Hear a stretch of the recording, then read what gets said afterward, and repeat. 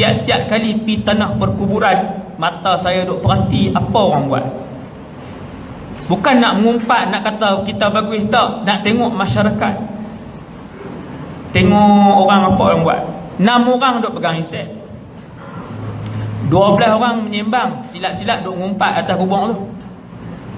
Wallahu alam. Ataupun duk berzikir lah kita kata. Memang menyembang ni, telinga kita dengar, tak berzikir pun. Telinga ni dengar ni, menyembang. Sampai bila? Dia tanya, sampai bila? Oh, sampai lambat lagi, malam. Kerja bos tak lepas. Oh, jalan jam. Lah, dia sembang jalan jam sampai bila? Pegawai penjara dia tahu. Rupanya pegawai tu mai, dia kata, Ustaz, saya hari pertama kerja di penjara ni, setiap pagi mereka akan mai bersusun, mereka londes baju, buka baju, londes seluar apa semua, tiap-tiap hari tunjuk, lepas tu pakai balik, tengok pakai ada apa tak dalam, kan, tiap-tiap hari. Dia kata kali pertama masuk nak pitam, bila lalu depan 60 orang 80 orang tu keluar nak pitam, kawan hak lama mai, macam mana rasa nak pitam kan? Biasa. Tuan-tuan tengok aja, geng penjenayah ni, hak bunuh orang, hak rompak apa semua, hak ganas-ganas ni, mereka tengok air kita.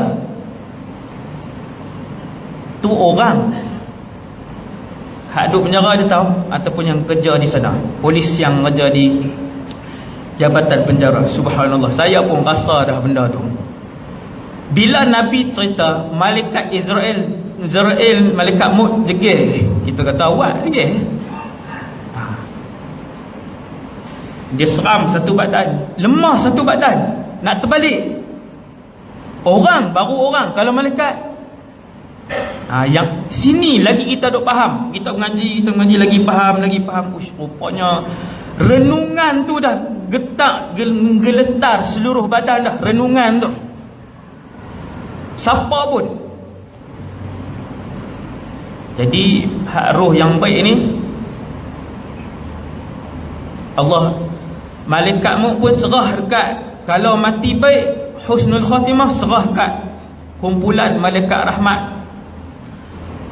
Lepas mai punyalah ramai, bersusun-susun, kita akan tengok bersusun sampai jauh mata memandang, Nabi kata. Sebab nak iring orang mulia, nak iring satu orang yang beribadat kepada Allah, satu orang yang mampu membenamkan nafsu dan selamat daripada godaan syaitan, satu orang yang mengutamakan Allah, satu orang yang mengutamakan Rasul, satu orang yang merindui akhirat, satu orang yang merindui Allah dan Rasulullah.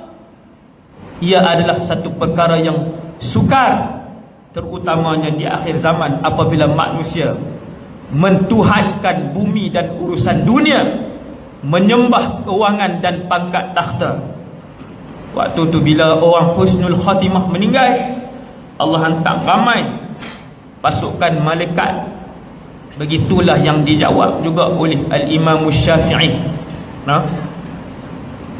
Waktu Abdullah bin Abil Hakam mimpi melihat Al-Imam Syafi'i di alam barzakh sana. Yang ni saya cerita sikit. Kemudian bila roh kita dibawa, kita akan dibawa naik ke atas.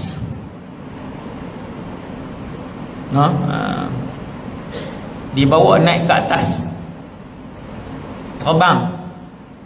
Roh lah, roh dia punya peredaran tempat dia ajaib. Nak tahu macam mana? Tunggu hari kematian, kita akan melaluinya. Mesti naik atas. Yang ni ada dalil Quran. Bila roh orang beriman naik, malaikat yang jaga langit pertama sampai langit 7, kesemuanya malaikat yang berbeza-beza. Seorang hak jaga pintu,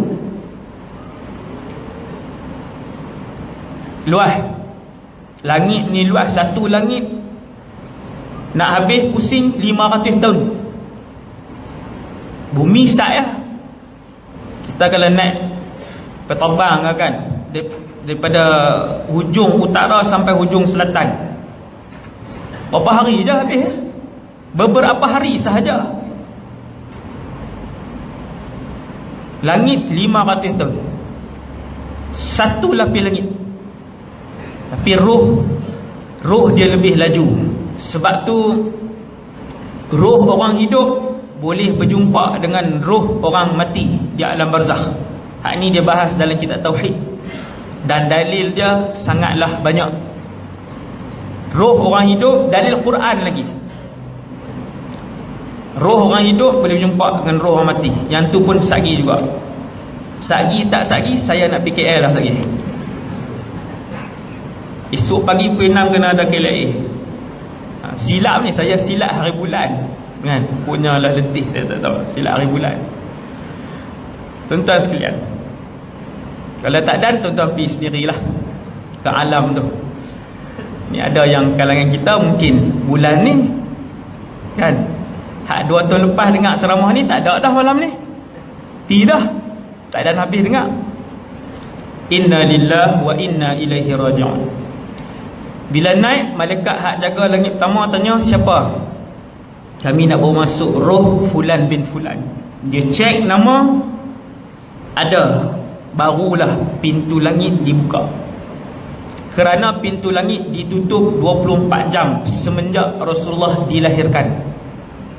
Tidak ada lagi jin dan syaitan yang berupaya untuk mendekati langit dan mencuri berita-berita langit daripada perbualan malaikat. Ini hadis sahih juga. Dulu mereka duk curi-curi buat turun. Beritahu kat Bomo nu, beritahu kat Yapin, beritahu kat Rasul apa nama Kahar apa semua kan. Beritahu puak ni seronok lah duk jual maklumat. Lepas Nabi wafat 24 jam pintu langit pertama sampai nombor 7 ditutup, kecuali bulan Ramadan. Ada nama naik.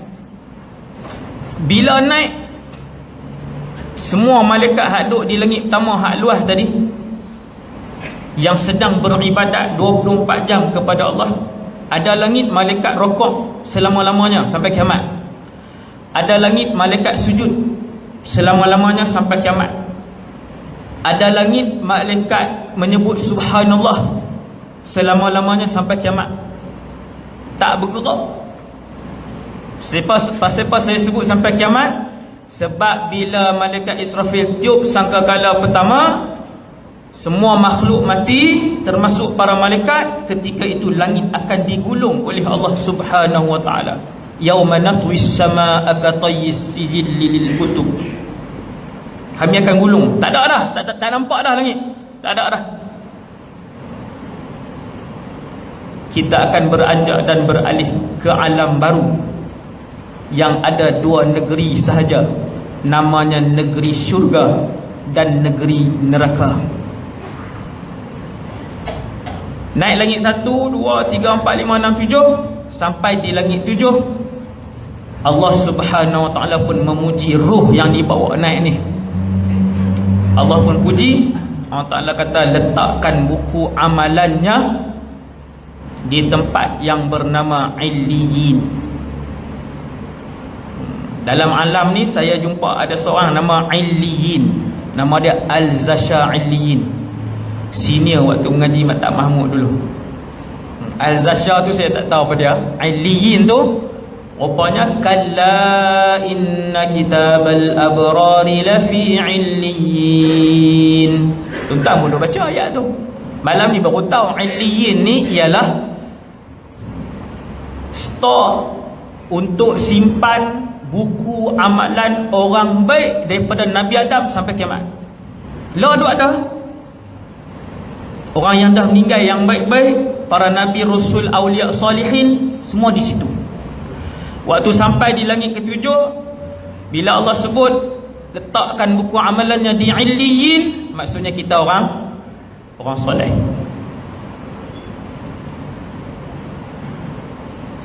Lepas tu turun kita akan turun balik pergi ke alam barzakh. Mana? Wallahu a'lam, tak tahu. Satu alam yang penuh misteri. Kita akan melalui perjalanan itu seorang diri dan amalan kita. Dan Nabi sebut, amalan kamu yang baik itulah sebaik-baik peneman perjalanan barzakh kamu.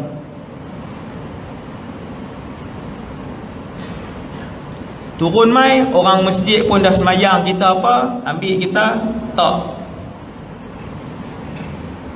Talqin apa semua, tahlil. Mazhab kita sunat, ditalqinkan. Wahabi tak mau, sudah. Jangan berkelahi, sudah.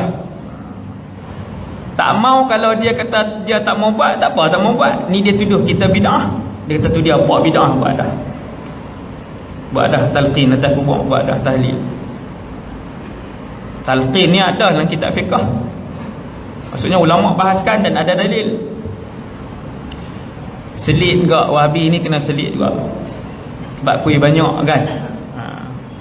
Tuan-tuan sekalian, satu hadis yang sahih.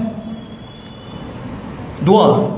Yang pertama, sesiapa yang pada hari kematiannya, hadis tu pendek ya, hadis sahih, lalu dia didoakan lebih daripada 70 orang soleh, Allah akan mengampunkan dia dan mengangkat azab kubur daripadanya. Tonton tengok hari kematian, siapa yang ramai mai hari kematian kita?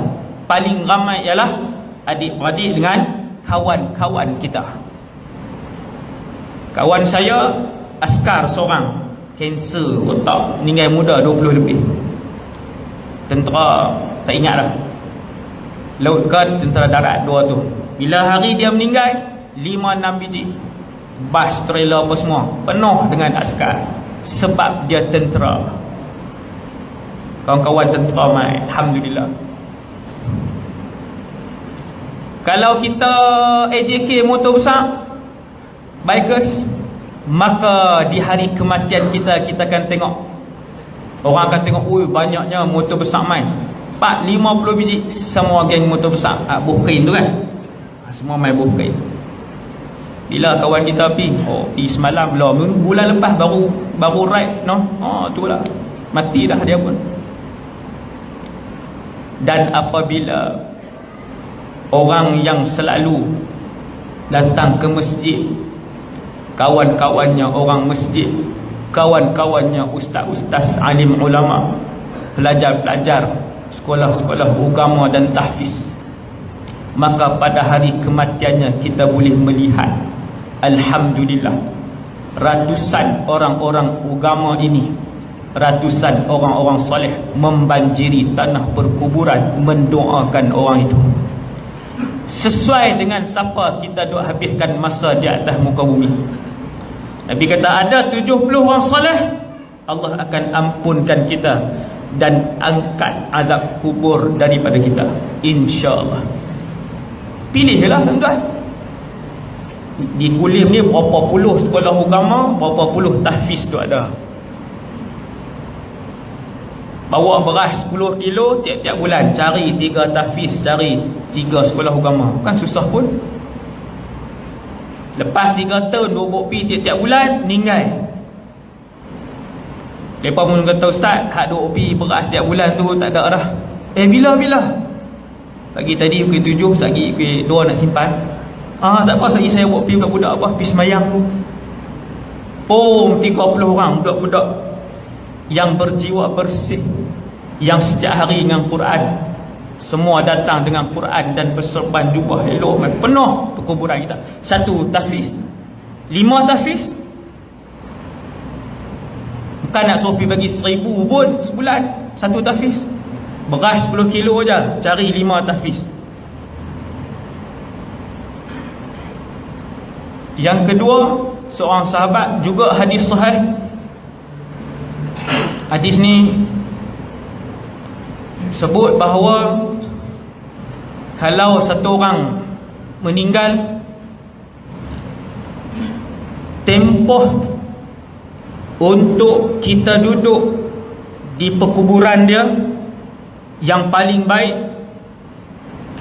ialah selama seekor kambing disembelih, dilapah dan dibahagikan daging-daging itu kepada orang ramai. Tempoh tu, kerana dalam tempoh itulah roh itu akan disoal. Dan betapa roh itu, kata Rasulullah, mengharapkan doa daripada orang-orang yang hadir menziarahi di tanah perkuburan. Nabi ajak ketika hari kematian, waktu jenazah dibawa masuk, maka perbanyakkanlah setiap orang daripada kamu. Ni Nabi sebut ke sahabat. Nabi duk pegang kayu, Nabi duk cucuk kayu tu di tanah. Nabi kata, ista'idhu billah min azabil qabri. Minta lindung dengan Allah ketika kamu duk hidup ni daripada siksaan azab kubur. Nabi kata, minta lindung dengan Allah sementara kamu masih hidup daripada siksaan azab kubur. Nabi duk nampak azab kubur ni boleh dilihat oleh Rasulullah. Nabi dia berjalan, dia boleh tengok dalam kubur. Tu antara mukjizat dia. Waktu dia berjalan tak tidur tu dia boleh tengok. Dalam tidur pun dia pernah dibawa oleh para malaikat pergi ke alam barzakh dan melihat berhadapan. Dalam tidur pun pernah, hak jaga pun dia tengok. Lepas tu bila dia sebut, dia ulang 3 kali. Dia kata, minta lindung dengan Allah, minta lindung dengan Allah, minta lindung dengan Allah daripada azab kubur. Minta lindung, minta ampun kepada Allah untuk saudara kamu yang sedang dikebumikan. Fa innahul ana yus'al. Nabi kata sekarang dia sedang disoal. Sekarang, Nabi kata sekarang. Waktu itulah zaman tu. Bila sahabat dah masuk apa semua dah lama, Nabi duduk di situ lama dah. Nabi kata sekarang minta kepada sahabat kamu supaya diampunkan oleh Allah. Fa innahul ana yus'al. Sekarang malaikat sedang mendatangi dan menyoalnya. Nabi pun ajak baca doa, Allahumma ighfir lahu wa thabbithu 'inda as-su'al. Ya Allah, ampunkanlah hamba Allah ni, hak duduk di bawah ni. Tetapkanlah dia ya Allah lidahnya untuk menjawab soalan-soalan sebentar lagi. Tiap-tiap kali pi tanah perkuburan, mata saya duk perhati apa orang buat. Bukan nak mengumpat, nak kata kita bagus, tak. Nak tengok masyarakat, tengok orang apa orang buat. 6 orang duk pegang hisap, 12 orang menyembang, silat-silat duk ngumpat atas kubur tu. Wallahu alam. Ataupun duk berzikir lah kita kata. Memang menyembang ni telinga kita dengar, tak berzikir pun. Telinga ni dengar ni menyembang. Sampai bila? Dia tanya, sampai bila? Oh, sampai lambat lagi malam. Kerja bos tak lepas. Oh, jalan jam. Lah, duk sembang jalan jam sampai bila? Tok Imam duk baca tahlil apa? Hak duk belakang ni tahlil juga, mata tengok mata. Tengok mata. Allahumma ighfir lahu wa thabbithu 'inda as-su'al. Ajak yang hadir tu bagi tahu doa, banyakkan doa. Banyakkan doa yang Nabi ajak. Dia kalau yang hadir tu 70-80 orang semua budak-budak mengaji agama apa semua ni, lepas ni senang. Kita sebut sekali lah, lepas boleh hafal dah, lepas sebut dah. Allahumma ighfir lahu wa thabbithu 'inda as-su'al.